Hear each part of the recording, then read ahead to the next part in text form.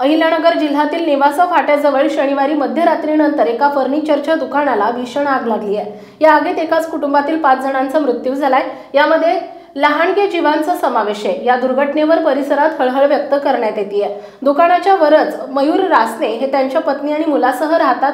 सोमवारी मध्यरात्री या दुकानाला भीषण आग लागली। ही आग इतकी भीषण होती की वरच्या मजल्यावर झोपलेले रासने कुटुंबातील सदस्यांचा दुर्दैवी अंत झालाय।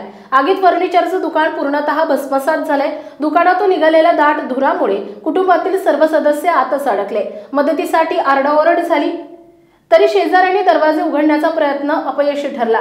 शेवटी धुरानं गुदमरून सर्वांचा मृत्यू झाला। घटना घडल्यानंतर तात्काळ पोलीस आणि अग्निशमन दल घटनास्थळी दाखल झाले। बचाव पथकानं रात्री उशिरा मोठ्या प्रयत्नानंतर आग आटोक्यात आणली आहे, मात्र तोपर्यंत संपूर्ण दुकान जळून खाक झाले होते।